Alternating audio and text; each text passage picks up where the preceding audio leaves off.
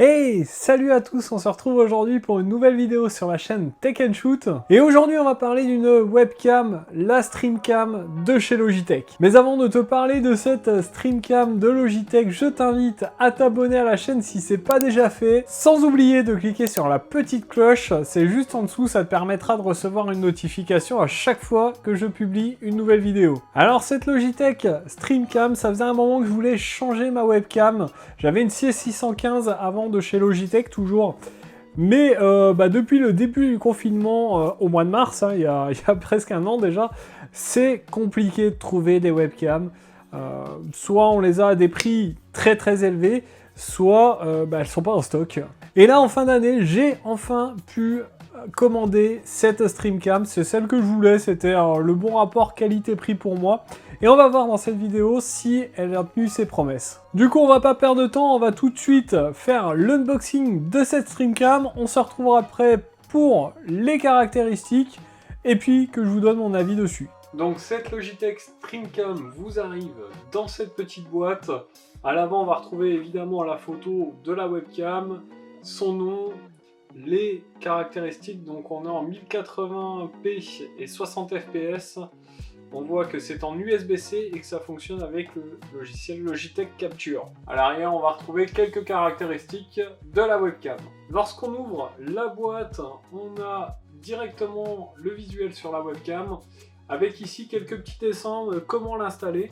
À l'intérieur, ensuite, on va retrouver une licence pour 3 mois offerts sur le logiciel de stream XSplit.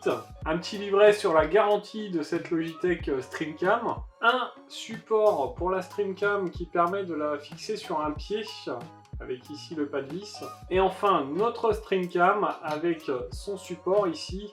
Et la connectique en USB-C, donc faites bien attention à ça. Avant de l'acheter, il faut que votre PC ait un port USB-C, sinon vous ne pourrez pas la brancher. Ou alors il faudra acheter un adaptateur. Alors cette webcam est assez imposante quand même, hein, elle fait sa taille. Alors cette webcam, elle a la particularité qu'on peut l'utiliser soit en mode paysage comme ceci, soit en mode portrait. Donc pour ce faire, c'est très simple, hein. On va venir la déclipser ici et la mettre comme ça. Donc voilà, il y a deux solutions, c'est vraiment une webcam qui est prévue pour les streamers. Donc assez simple d'utilisation. Donc le pied le voici, vous voyez, hop, on a vraiment plusieurs moyens de l'orienter. C'est assez sympa. Il y a ici une petite rotation possible, vous voyez, vous pouvez incliné comme ça, donc on a vraiment pas mal de solutions, c'est un pied vraiment assez qualitatif. Donc pour info, cette webcam avec son pied, elle fait 222 grammes, sans le pied elle est à 150 grammes. On est sur des dimensions de 66 mm par 58 par 48, donc quelque chose d'assez imposant quand même. Comme je vous l'ai dit, connectique USB-C, on a une longueur de câble d'1,50 m. Donc voilà, ça devrait suffire. On est donc sur une résolution vidéo maximum de 1080p, 60 fps. Concernant l'objectif de cette webcam, on est sur un objectif en verre Full HD Premium. Il ouvre à f2.0, ce qui est plutôt pas mal quand même pour une webcam. On est sur une distance de focale de 3,7 mm avec un champ de vision de 78 degrés. Pour la mise au point, l'autofocus automatique, il se fait à partir de 10 cm, donc il ne faudra pas s'approcher à moins de 10 cm, sinon le focus ne se fera pas automatiquement, ça va être compliqué. Et on a une mise au point automatique sur les visages avec le logiciel Logitech Capture. Pour ce qui est du son, on a deux micros intégrés qui sont omnidirectionnels et on a un filtre pour la réduction des bruits. Donc voilà pour l'unboxing de la caméra, on va tout de suite se retrouver pour le test de celle-ci. Bon alors vous avez vu un packaging toujours très soigné chez Logitech, hein, c'est vraiment habituel chez eux, ils font vraiment les choses bien. On va tout d'abord parler du design de cette webcam. Et clairement son design change complètement des autres webcams de chez Logitech. En effet, si on prend la C615 que j'avais avant, mais plus généralement la C920, la C922, la Logitech Brio, on a l'habitude d'avoir des webcams plutôt fines et allongées. Ici, on est sur quelque chose de complètement différent. On a un look un peu plus cubique, je dirais, et quelque chose de beaucoup plus imposant et également de plus lourd. En effet, on est sur une hauteur de 4,8 cm, 5,8 cm de large et 6,6 cm de profondeur. Et pour un poids total avec le pied de 222 grammes. Donc on est vraiment sur quelque chose qui en impose. Petite chose assez sympathique niveau, c'est un peu fonctionnalité et design, c'est que cette webcam, à l'aide de son pied, vous allez pouvoir la positionner soit en mode portrait, soit en mode paysage. Alors pour ce faire, il suffira de la déclipser du pied, de la tourner et de la reclipser.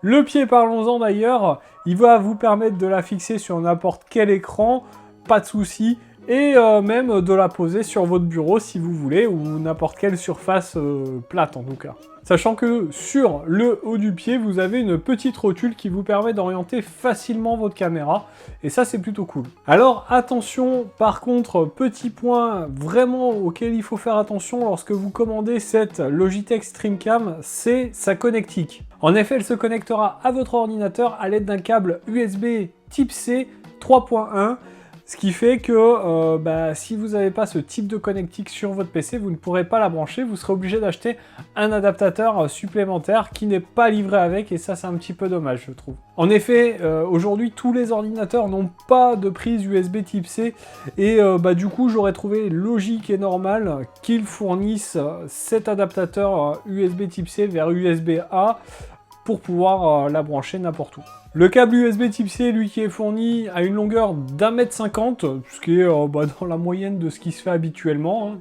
Mais ce qui vous intéresse évidemment sur cette Logitech StreamCam, c'est sa qualité d'image. Alors en termes d'optique, on est sur un objectif grand angle de 78 degrés avec une ouverture à f 2.0. Concernant les FPS, contrairement à beaucoup de caméras concurrentes, enfin de webcams concurrentes, la Logitech StreamCam ne se limite pas à 30 fps, mais va jusqu'à 60 fps. Une vitesse d'image qui sera évidemment pratique pour les streamers notamment qui diffusent du 60 fps pour leur jeu, et du coup on aura le même débit d'image pour la webcam. Donc ça c'est plutôt pas mal. Et avec ces StreamCam, vous pourrez enregistrer et streamer jusqu'à 1080p 60 fps. Ce que je trouve un petit peu dommage sur cette webcam, c'est qu'elle ne va pas jusqu'à du 4K.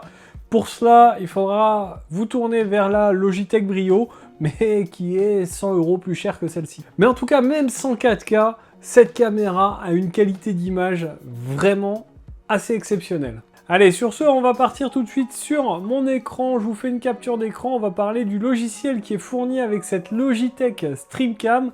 C'est le logiciel Logitech Capture. Alors voilà, on se retrouve sur le logiciel Logitech Capture. Évidemment, j'ai fait une capture d'écran. Et ce que vous avez là, c'est ma webcam, la Logitech StreamCam. Donc ce logiciel est plutôt bien présenté, il est assez simple d'utilisation. Ici, donc, c'est la source 1 et ici la source 2. Donc vous avez la possibilité de faire deux sources avec, vous voyez, des petits montages comme ça. Alors là, ça fait évidemment pas super terrible, mais voilà, vous allez pouvoir faire ce genre de choses. Donc ça, c'est plutôt pas mal. Donc sur ces sources, à chaque fois, vous allez pouvoir ici régler la source, donc soit la StreamCam ou une autre caméra d'ailleurs, soit l'écran 1, l'écran 2, 3, 4, suivant le nombre d'écrans que vous avez, ou une capture de fenêtre. Vous avez la possibilité de choisir une priorité soit sur votre débit d'image, soit sur l'exposition. Donc sur débit d'image, ça va garder un débit d'image constant, et par contre sur l'exposition ça va vous garder une lumière constante. On a ici la correction du rétroéclairage.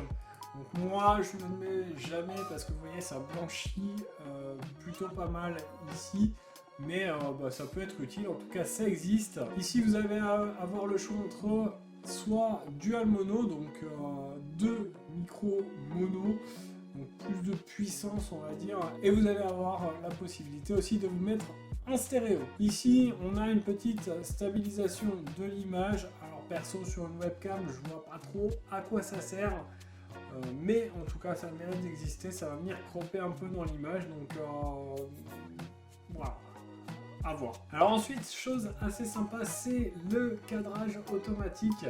c'est une fonction suivi du visage évidemment. Et si vous l'activez, vous allez voir que c'est assez efficace. C'est quasi instantané et vous voyez que ça réagit plutôt bien. Ici, si je me baisse, voilà, vous voyez que ça suit, c'est quasi instantané. C'est assez rapide, vous voyez que quand je bouge plutôt vite, ça me suit. Et franchement, ça fonctionne très bien. Je l'enlève, hein, sinon vous allez avoir envie de vomir en me regardant bouger de partout comme ça. Donc ensuite, on a ici mise au point automatique, un autofocus, hein, tout simplement. Vous voyez que si je viens ici, hop, ça va faire la mise au point. C'est plutôt efficace. Alors par contre, si je le fais là, il va avoir du mal parce qu'il détecte mon visage et du coup, il a du mal à faire la mise au point sur l'objet. Donc quand vous faites une mise au point, voilà, vous mettez devant votre visage et là, vous voyez, hop, ça va le faire direct. Ne vous mettez pas trop près comme ça parce que ça ne fera jamais la mise au point. Il faut une distance minimum de 5 cm. Ensuite, on a la balance des blancs, soit en automatique, soit en réglage manuel évidemment. Paramètres d'image ici, ça va être la luminosité et tout le reste, hein, comme d'habitude. L'anti-sentiment, le code chromatique, si vous avez un fond vert derrière vous, ça va pouvoir vous détourer.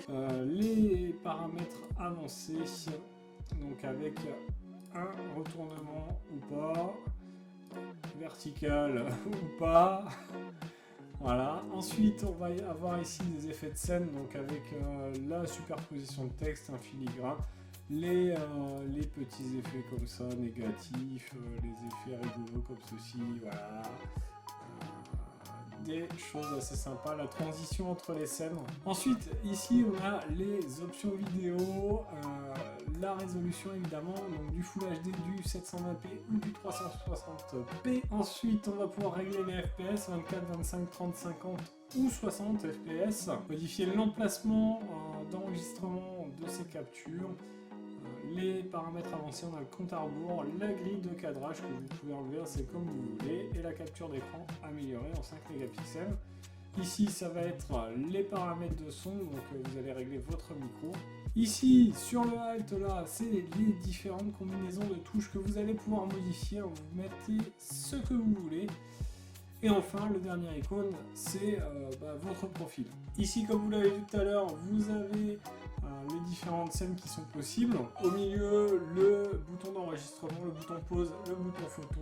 À droite, l'emplacement d'enregistrement, le micro, le volume sonore. Donc voilà un peu pour la présentation du logiciel Capture qui va avec la Logitech StreamCam. N'hésitez pas à me dire en commentaire ce que vous pensez de ce logiciel et de la qualité du coup audio et vidéo de la cam. On se retrouve tout de suite pour que je vous donne mon avis sur cette webcam. Donc voilà, vous l'avez vu, cette webcam fonctionne vraiment très très bien. On a une très belle qualité d'image. Franchement, moi je suis pas déçu de l'avoir acheté. Alors les points positifs de cette caméra, c'est clairement, vous l'avez compris, sa qualité d'image. On a du coup un très bon rapport qualité-prix. Point positif aussi, le logiciel Logitech Capture qui est vraiment plutôt bien fait avec des options assez sympas. En point négatif, moi je vais mettre le son qui est pas oufissime. Le micro est pas exceptionnel. On est quand même sur une caméra à 160 € quasiment. Et j'aurais aimé un micro de meilleure qualité. Autre point négatif, j'aurais aimé que pour le prix, il y a un petit cache qu'on met sur le capteur, là, comme sur d'autres caméras de chez Logitech d'ailleurs. Et enfin, je trouve qu'aujourd'hui, à 160 €, on aurait pu avoir de la 4K, pas forcément 60 fps, mais au moins de la 4K 30 fps. Ça aurait été plutôt pas mal. Donc concrètement, est-ce que je peux vous conseiller cette Logitech StreamCam? Bien évidemment, moi j'en suis super content et franchement je vous la conseille. Si vous avez le budget, n'hésitez vraiment pas. Donc voilà pour cette vidéo sur la Logitech StreamCam, j'espère qu'elle vous aura plu. N'hésitez pas à me dire en commentaire, vous, quelle caméra vous avez, quelle webcam vous avez. Et puis on se retrouve dans une prochaine vidéo. En attendant, prenez soin de vous, à plus et bon shoot!